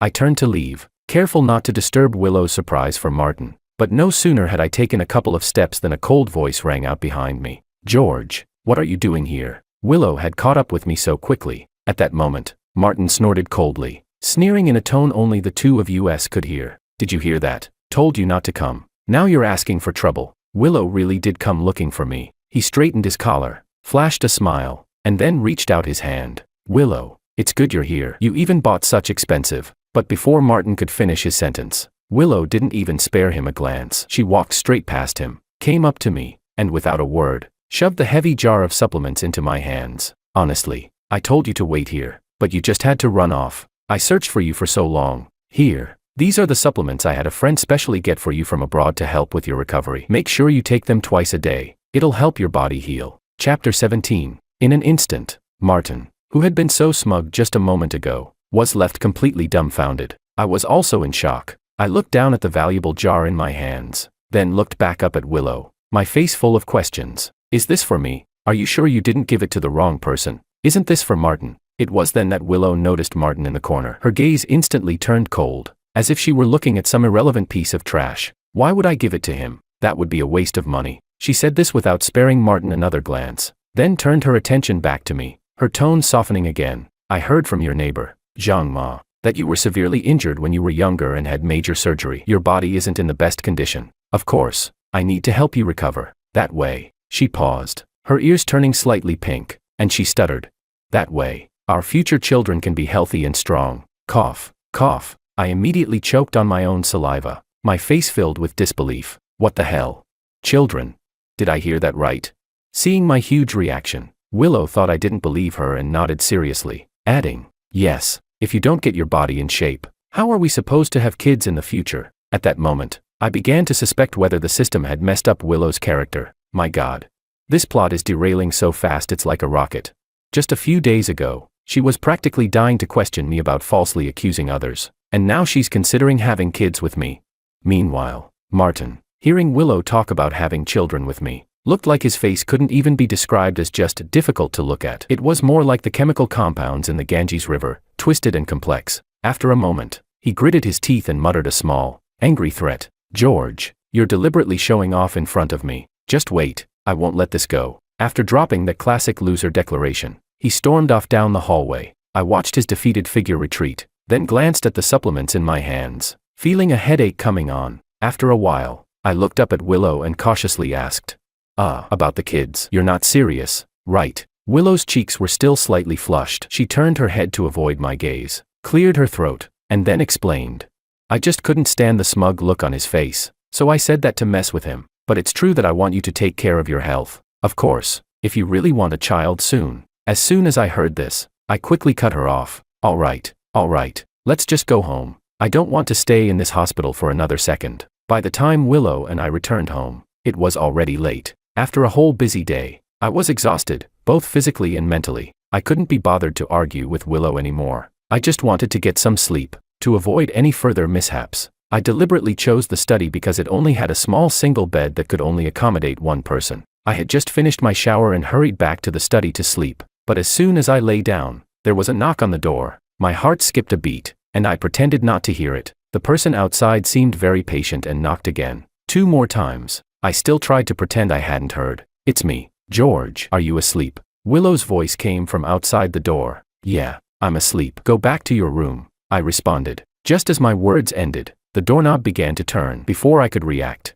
Willow directly used a spare key to open the door. She had just finished her shower as well, wearing a silk robe, her hair wet and cascading over her shoulders, a faint blush on her face. I looked at her in surprise, instinctively shrinking toward the corner of the bed. What are you doing here? I asked, warily. Willow looked at me, her face flushed, and said, unabashedly, what do you think I'm here for? I was stunned. I looked her up and down, my face filled with disbelief. No way, CEO Lu, you're a billionaire. Are you really craving the body of a lowly employee like me? I paused for a moment, then put on an expression as if I were prepared to face anything. Fine, I guess, but we've got a deal. Okay, after this, we go straight to the Civil Affairs Bureau to register for a divorce tomorrow morning. With that, I quickly pulled the covers up, wrapping myself tightly, leaving only my eyes visible, looking like a pure and nobleman afraid of being tainted. But Willow was so amused by my actions that she burst out laughing. She walked over, hands on her hips, and looked down at me with a stern expression. George, please get this straight. You're the one taking advantage of me. I pouted. Fine, don't agree then. I'm tired, so I'm going to sleep. As I said this, I turned to roll over, but Willow wasn't having it. She immediately pounced on me, forcefully pushing me back down. The next morning, I supported my aching back, which felt like it was about to break. As I crawled out of bed, the first thing I did was hurry the woman lying next to me, who was snoring like a dead pig. CEO Lu, you need to keep your word. Civil Affairs Bureau, let's go. Only then did Willow stir awake. Hearing my words, her eyelids fluttered, and she pulled the covers over her head, rolling over to go back to sleep. Did I say that? I think I drank too much last night. I don't remember. Willow, acting like a dog, playing dumb with me. I was instantly at a loss for words. Drank too much.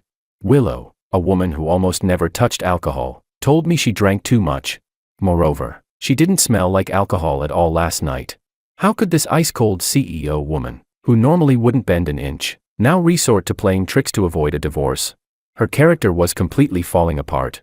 I was about to counter and expose her lie, but just then, her phone rang once again, almost too conveniently. Still half asleep, she picked up the phone, but after hearing only a few words, she sat up straight in bed, her expression shifting to one of alarm. What? Okay, I got it. Control the situation for now. We'll be there in a minute. She hung up the phone, her face serious as she looked at me. Hurry up, get dressed. We need to go to the company. Something big has happened at the company. Hearing this, my face immediately lit up with excitement. Willow's company was a real top 500 firm, and small problems weren't enough to make her react like this. The only thing that could make her, the Ice Queen CEO, panic was one thing. The ultimate plot related to Martin had finally arrived.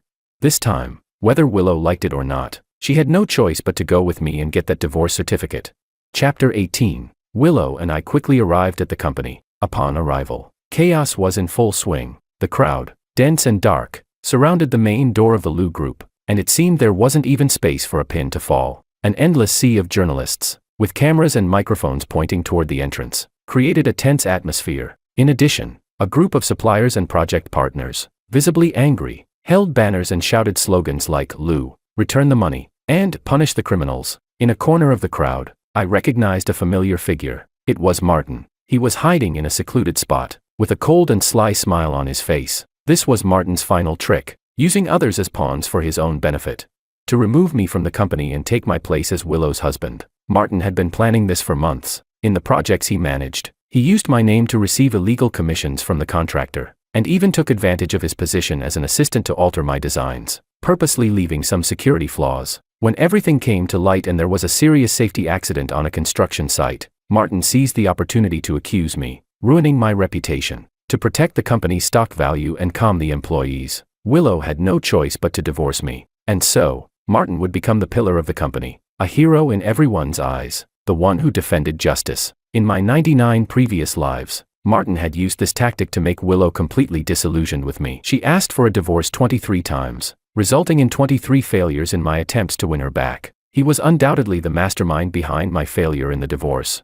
As soon as Willow and I got out of the car, the journalists and the angry crowd broke through the security barrier and lunged at us. In the blink of an eye, camera flashes began flashing in my face. "Mr. Wang, reports say that you falsified the Yuan project reports to receive illegal commissions, which caused a major safety issue on the construction site. Is that true? Mr. Wang, what do you think about this matter? Was the senior management of Lu Corporation aware of your actions? Is this kind of behavior common in other Lu Group projects? Mr. Wang, what does your wife, President Lu, think about this scandal? Will Lu Corporation protect you?" The journalists' questions grew more and more probing. Clearly, both Martin and other competing companies of Lu Group were manipulating public opinion behind the scenes, trying to link the safety accident to the entire company, with the intention of destroying the reputation Lu had built over the years. Willow's face turned pale, and she quickly grabbed my arm, trying to get me inside the company to avoid the media storm. "George, you have no experience with this. Let's go inside. I'll handle this." But instantly, I freed myself from her grip.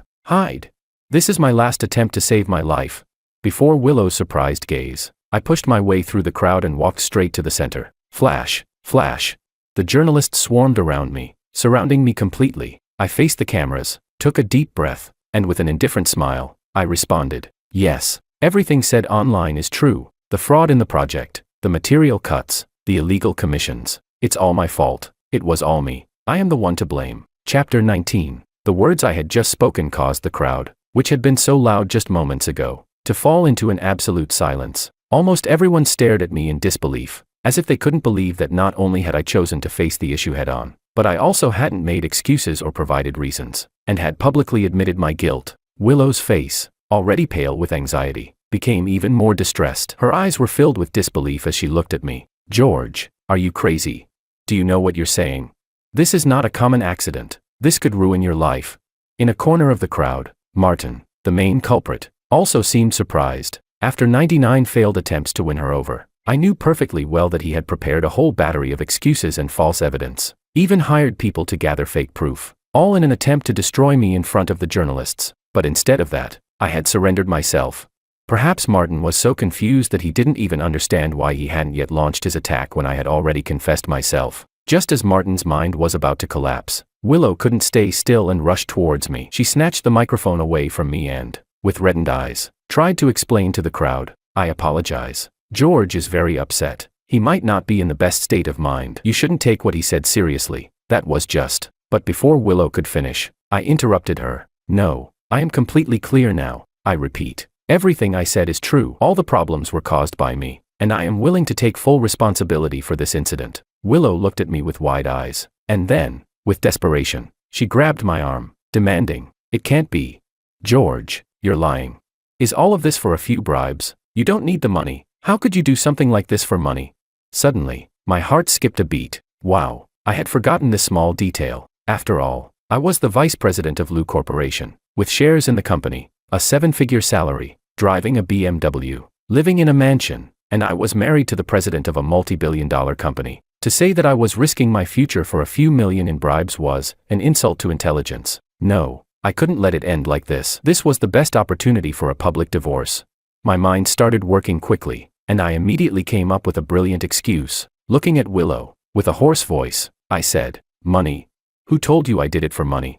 With a sharp movement, I freed myself from her grip and took a step back, creating some distance between us. I pointed at the Lou Corporation skyscraper, and with an almost frantic voice, I shouted, "I, George, am a corporate spy sent by Lou Corporation's competitors.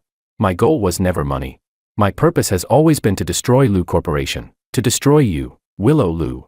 Chapter 20. As soon as the words left my mouth, the crowd erupted once again. If the earlier talk about kickbacks causing a safety accident was merely an internal corporate security issue, now with the involvement of corporate espionage, the nature of the situation had completely changed. And not only was I a corporate spy, but I was also ostensibly Willow's husband. This news was far more exciting than the project shortcuts. "Mr. Wong, could you tell us which company sent you as an insider? Mr. Wong, was your involvement in the safety incident also a result of instructions from the company behind this? Mr. Wong, was your marriage to President Liu part of your strategy to infiltrate Liu Group?" In an instant, the reporters went wild, bombarding me with questions from all directions, trying to extract more exclusive inside information. Willow was completely stunned. She stared at me, her face filled with disbelief, her eyes even showing a hint of hurt. In the corner, Martin also snapped out of his shock. Although the process had been a bit convoluted, the result seemed better. His eyes shifted, and he quickly donned a look of sorrow, pushing through the crowd and hypocritically shouting at me, "Vice President Wong, how could you do such a thing? President Liu has been so kind to you. How could you betray her, betray the company, right now? It's a crucial time for the company's transformation and upgrade. What will happen to the stock price and the company's future development with you doing this?"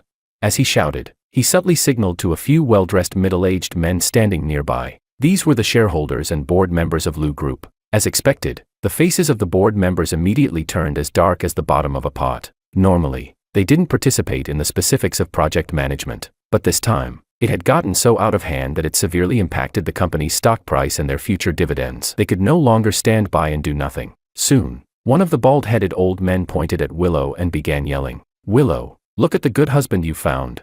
You've let the wolf into the house. Let the wolf into the house. Now the stock price is already starting to drop. If you don't do something about it, the company will be destroyed by your love-stricken brain." Another chubby board member chimed in, "That's right. The only solution now is to immediately sever all ties with him. Hold a press conference, divorce him, put him in prison. If not, Liu Group's 20 years of reputation, the hard work your parents put into it, will all be ruined." In an instant, the shareholders and board members were all fired up, spitting with fervor, pushing Willow to sever ties with me. Willow was surrounded by them, her face as pale as paper. I stood at the eye of the storm, yet in my heart, I was overjoyed. Chapter 21. It's a done deal. This move, it's absolutely secure.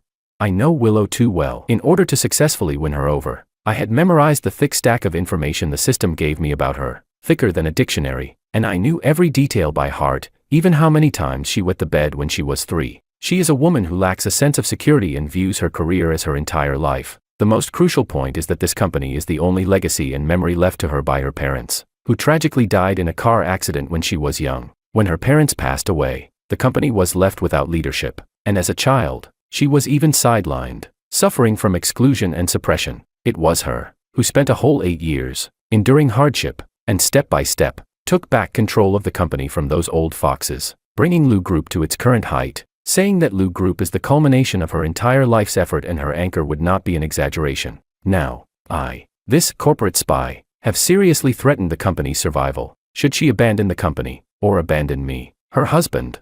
This choice, for her, wasn't even a question. With that thought, I felt completely confident, even starting to plan out whether I should celebrate by having hot pot after getting the divorce certificate or just head home for a long gaming session. However, I waited for a long time, but the phrase I had expected, "Okay, let's divorce," from Willow, didn't come. Under the pressure of the shareholders and board members, Willow remained silent for a long while. After a while, she slowly raised her head, pushed away the board members surrounding her, and walked step by step toward me. Just as I thought she had finally made up her mind to slap me and announce our divorce publicly, in the next moment, Willow suddenly extended her hand and tightly grabbed mine. Her hand was cold, even trembling slightly, but it gripped me tightly, as if she were afraid that I might slip away at any second. I was slightly stunned and looked up, but what I saw in her red, swollen eyes wasn't the panic or confusion from earlier. Instead, it was a kind of deep affection I had never seen before. George is my husband, Willow. I believe in his character. No matter what happens, I will not give up on him, and I will never divorce him. Chapter 22. As soon as Willow finished speaking, the entire scene fell into a strange silence once again. Everyone stared at Willow as if she were a fool. I also turned sharply to look at Willow, doubting whether my ears were malfunctioning. What does Willow mean by this? At this moment, wasn't she supposed to scold me, sever all ties with me for the greater good, and make a dramatic stand against me? Instead, she was holding my hand and saying she believed in me. What kind of operation was that? I had already admitted to being a corporate spy. As expected, Willow's attitude quickly sparked outrage. She's gone mad. President Lu has absolutely lost her mind. This is blatant cover-up of a criminal. Covering up or not, I think they're in it together. A nest of snakes and rats. Boycott Lu Group. A company with such a black heart must be driven to bankruptcy. The board members were also furious, pointing at Willow and yelling at her. Dismiss her. Let's hold a board meeting right now and remove her from the chairmanship. I was a bit stunned, unable to help but lean in closer to Willow, frowning as I asked, "Hey, what's going on? Cut ties with me. Don't you care about your company anymore?"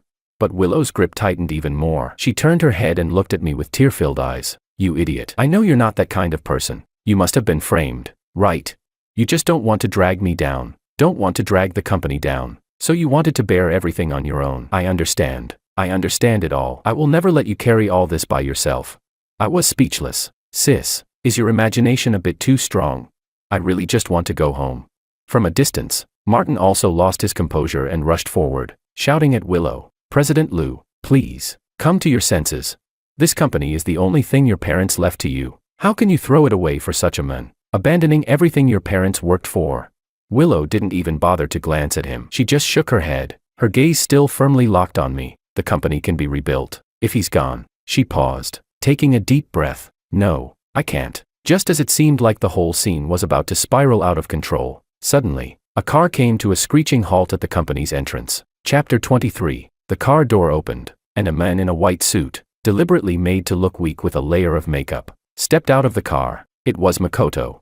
The moment I saw him, a glimmer of hope instantly ignited in my heart. Makoto clearly came prepared. As soon as he got out of the car, he walked straight towards the reporters, a look of sorrow on his face. "Dear media friends, I am Willow's old childhood friend. I know George is Willow's husband, and it is generally considered inappropriate to air family grievances in public. But this matter has seriously endangered the interests of Lu Group and all the ordinary people, and I can no longer sit idly by." He dramatically sighed, then took out an envelope from his briefcase and raised it high. "I have here the evidence of George accepting a huge bribe from Orange Group. I've traced his Swiss bank account through overseas connections. The evidence is irrefutable." As he spoke, he cast a smug glance at me, seemingly eager to see my panicked reaction. But inside, I was cheering for him like crazy. "Well done, brother.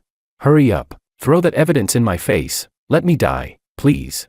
In the next moment, it seemed like Makoto sensed something, and immediately opened the envelope, showing the printed bank statement to all the cameras. "Look, everyone, this is the account. 6 months ago, a sum of $5 million was transferred from an empty shell company of Orange Group into this account." The reporters immediately shoved their cameras closer, But soon, a bald board member from Lu Group suddenly exclaimed, "Wait a minute, this account looks a little familiar." He adjusted his glasses and leaned in to take a closer look. "Hold on, this is the anonymous account that Martin had used for that overseas project, right?" As soon as those words were spoken, everyone's gaze instantly shifted to Martin, whose face had turned as pale as a ghost. At that moment, Martin felt a chill run down his spine, and cold sweat instantly soaked his back. He never expected that, with George already having admitted to the crime, some fool would come along with evidence from his own anonymous overseas transactions and stab him in the back like this. Willow also realized what had happened. She turned sharply and shot a cold, icy glare at Martin.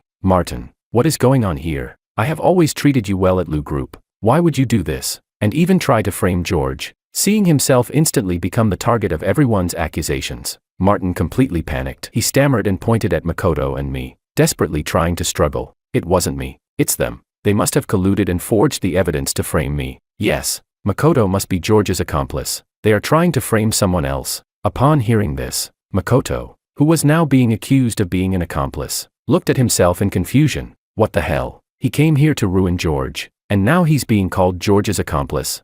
Chapter 24. A lie so blatant, Willow clearly couldn't bear it. The next moment, she quickly walked over to Martin, raised her hand, and slapped him hard across the face, her expression one of frustration and disappointment. "I really regret letting you into the company. From now on, may you spend the rest of your life regretting it in prison." With that, Willow immediately called the police. In no time, the sound of sirens grew louder and closer. Soon after, several police officers came running in, and after confirming the details of the case, they handcuffed Martin, whose face had turned a grayish, ashen color. "Martin, you are being charged with embezzlement, leaking trade secrets, and malicious defamation. Come with us." Thus, Martin was taken away by the police. Before leaving, he still glared at us with venomous eyes, as if he wanted to devour both me and Makoto alive. However, one of the officers, as if remembering something, approached Makoto, who still looked confused, and shook his hand kindly. "Sir, thank you so much. The key evidence you provided has greatly helped us solve the case." With that,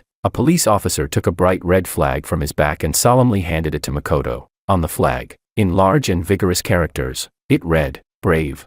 Additionally, the officer took 500 yuan bills from his pocket and placed them into Makoto's hand. "This is your reward of 500 yuan. Take it, don't refuse. It's a small gesture from us." Makoto, with the flag in one hand and the 500 yuan in the other, was completely stunned. Originally, he wanted to destroy me completely, trample on my corpse, and return to Willow as a savior. How could it be that he didn't kill me, but now turns out to be my savior and even receives recognition from the police? This is total humiliation.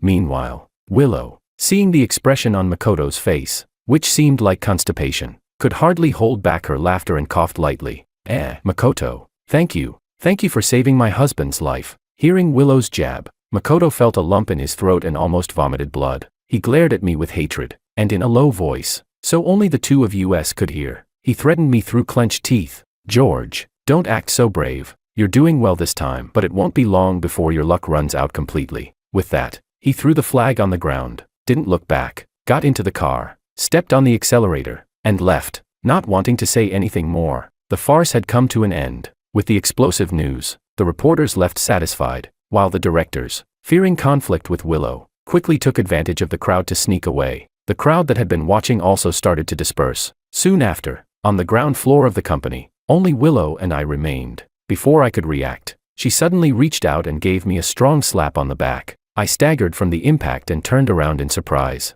"Willow, what's wrong with you?" But the next moment, I saw that her eyes were red, and big tears were falling down her face, one after another. While crying, she hit me with her fists. "George, damn you, do you think you're such a great hero? Looking handsome, showing off what you can do. Why do it all alone? Why didn't you tell me? We are husband and wife. Did you never think that? If I had really believed that, what would have happened? What would have happened if we hadn't found more evidence and you had been arrested?" Chapter 25. Willow cried with tears streaming down her face, gasping for breath. Looking at her tearful appearance, I couldn't help but freeze for a moment. Is this really the ice-cold CEO Willow from my memory?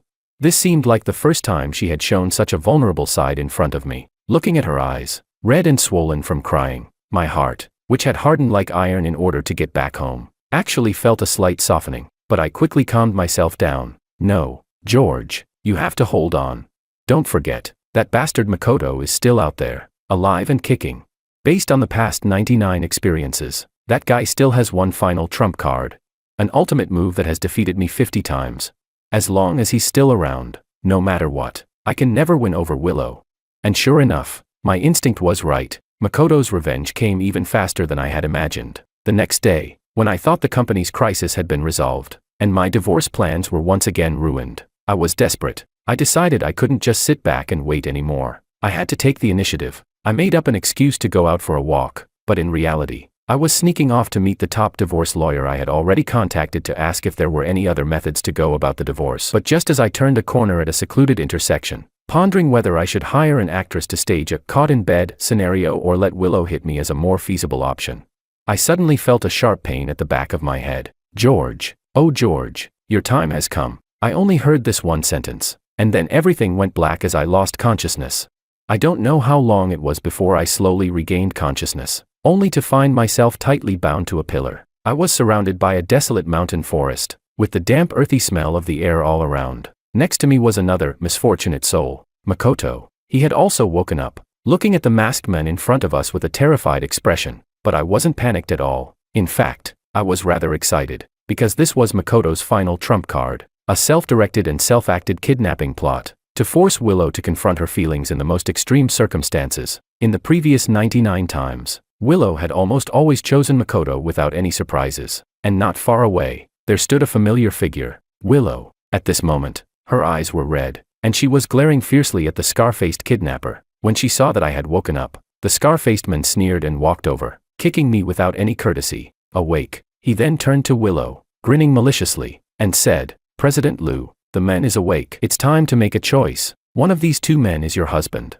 and the other is your crush. You can only save one." Chapter 26. Upon hearing this, Willow immediately clenched her fists, her gaze shifting back and forth between me and Makoto. Seeing that Willow hesitated to make a choice, the kidnapper seemed to have anticipated this and sneered coldly. He then took out 2 syringes from a leather bag, shaking them in front of me and Makoto. These contain a super high dose of tranquilizer. After injection, if there's no emergency heart stimulant, death will occur due to acute heart failure within 10 minutes. As he spoke, he forcefully stabbed one syringe into my arm. The cold liquid immediately rushed into my veins. He did the same to Makoto, injecting the second syringe into his arm. After finishing this, he took out another syringe with a transparent liquid inside. Unfortunately, there's only one heart stimulant. President Liu, it's time to make a choice. Save your husband, or save your crush. Willow's face immediately turned pale. You're breaking the law. This is attempted murder. But the kidnapper just shrugged, glancing at his watch. President Liu, time is running out.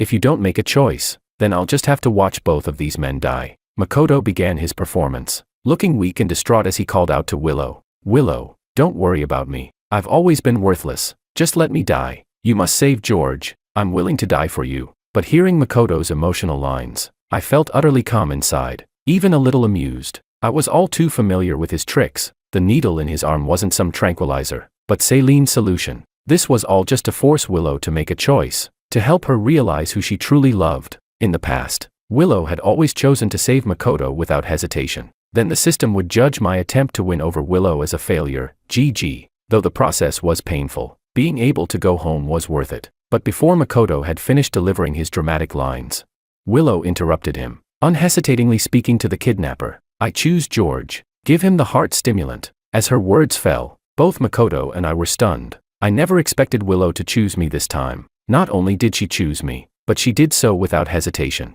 Seeing my astonished expression, Makoto's previously affectionate face twisted even more. In the next moment, he dropped the act entirely. He leapt up from the pillar, angrily tearing off the tape from his face, and pointed at Willow, cursing. "Willow, are you out of your mind? I performed this huge drama for you, and you choose him. I am your true love. I am the one you should love. Why did you choose him?" Chapter 27. At this moment, Makoto had completely torn off his mask, revealing his grotesque true face. Willow clearly hadn't expected that all of this had been a drama orchestrated by Makoto himself, and she stood in disbelief, asking, "How could this happen? Makoto, was all of this planned by you? Why did you do this?" Makoto sneered. "Why, of course, it's because this brat shamelessly clings to you and won't divorce you." I couldn't help but feel speechless inside. Dude, can you at least get your facts straight before kidnapping someone next time? It was me who was desperately trying to get a divorce, while she stubbornly refused to sign.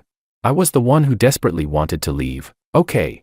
Willow, shaking with anger, finally burst out. Makoto, this is illegal. Let him go. If anything happens to him, you'll be even more guilty, and you'll never get out of prison. Let him go. Makoto laughed as if he had just heard the biggest joke. The next moment, he snatched the only heart stimulant from the kidnapper's hand, sneering at Willow. What I can't have, no one else can. I'm going to make you watch him die. With that, he slammed the heart stimulant onto the ground. Crash. The sound of glass shattering echoed, and my life-saving medicine was gone. But Makoto wasn't done. He shouted at the kidnapper in frustration. Kill this woman and silence her too. After the job's done, I'll give you double the money and send you abroad. However, the kidnapper didn't move. Instead, he kicked Makoto in the stomach, sending him sprawling to the ground. Get lost. I'm here to make money, not to be your hitman. With that, he turned and tightly bound Makoto with the rope. I only planned to tie up one of you, but now, it seems like all three of you are quite valuable. Let's tie you all up together. 3 ransom payments. Doesn't that sound nice? Makoto was stunned. He never expected the person he had hired to turn on him. For a moment, the kidnapper and Makoto were in chaos, barking at each other like dogs. Willow seized the opportunity, running crazily to my side. She used a small knife hidden in her sleeve to cut through the ropes binding me and handed me her phone. George, you have to run. When I arrived, I secretly called the police. They'll be here soon. I'll hold them off. You hurry and go. After saying that, she gave me a hard shove. I knew very well that if I ran now, I could definitely escape. As long as I ran, once the drug wore off, I'd be free. The system would judge my mission as a failure, and I'd be sent back home. This was the closest I had been to returning home. I could have run, but I turned around, looking at the woman who was standing in front of the kidnapper, using her frail body to buy me time to escape. I thought about her obsessive and passionate kiss in the office. I thought about how she held my hand downstairs and firmly said, I believe in him. I thought about the moment in the hospital when she first called me husband with that indulgent look in her eyes. And just now, how she didn't hesitate to choose to save me. Scene after scene, like a fast-forwarded movie, flashed through my mind. Enough. This time's really unlucky, I muttered under my breath. The next moment, instead of running, I turned around and charged back. Chapter 28. The tranquilizer in my system had already begun to take effect. Dizziness, fatigue, and my vision started to blur, but I couldn't give up. Let her go. The kidnapper had a firm grip on her hair, and with all the strength I had left, I roared and charged at him like a mad bull, slamming into him. Willow was finally freed, but my resistance completely enraged the kidnapper, who immediately grabbed the crossbow lying nearby and aimed it at me. Damn it. No one's getting away today. I held Willow tightly and ran as fast as I could, not daring to look back, but the crossbow still found its mark, but it didn't hit me. It hit Willow. Willow cried out in pain and immediately collapsed to the ground. And due to the tranquilizer, I could barely even get up. As I watched, it seemed like Willow and I were about to be caught again when, suddenly, the sharp sound of police sirens pierced the mountain forest. The police had finally arrived. Soon, the kidnappers and Makoto were all arrested, and Makoto got his comeuppance. When he was pinned to the ground by the police, he started pretending to have a heart attack, foaming at the mouth and convulsing. The paramedics, thinking he was genuinely suffering, immediately pulled out a spare heart stimulant and injected it into him without question. A person with no heart condition was given a heart stimulant. The result was that he instantly went into convulsions. His legs stiffened, his heart rate spiked, and he died on the spot. It was quick and clean. Meanwhile, Willow and I were both rushed into ambulances.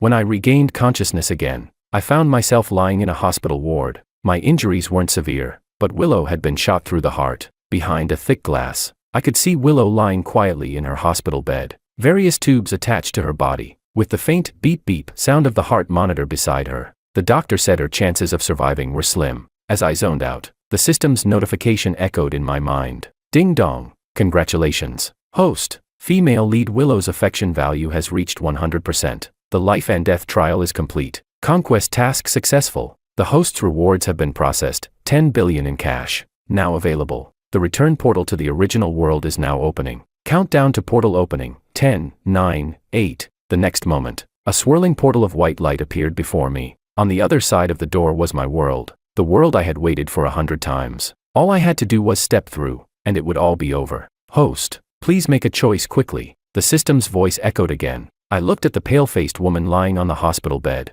and still, I hesitated. Take the money and go home. That had been my only obsession through all the 100 rebirths. But why? Now, when it was so close, I couldn't bring myself to take that final step. Chapter 29. I closed my eyes, In my mind, her image resurfaced, the way she cried for me, smiled for me, and risked everything for me. In the end, I stopped in front of the portal. The next day, Willow woke up. The doctors all said it was a miracle. Not only had she woken up, but her vital signs were recovering rapidly, as though the person on the verge of death yesterday wasn't her. Only I knew why. I hadn't gone home, nor had I taken the 100 billion. I asked the system to use all of the rewards to save her. At that moment, she sat on the hospital bed, quietly looking at me. I thought for a moment that maybe something was wrong with her, but then, she suddenly smiled at me. George, I know everything now. 100 times. You've tried to win me over 100 times. The system's voice echoed in my mind. At the female lead's strong request, I have transferred all the memories of the cycles to her. I was speechless. Damn, system, you traitor. Snapping back to reality, Willow was looking at me, her eyes slightly red. Thank you. In the end, you still firmly chose me. I walked to her bedside, gave a playful smirk, and casually joked, don't thank me. You owe me 100 billion now. Willow paused for a moment, then nodded seriously. Okay, I'll do my best to make the company earn 100 billion to pay you back. But I shook my head, leaned down, and kissed her lips. Forget it. No need for all that trouble. I'm a magnanimous person. Just give me a soccer team, and we'll call it even.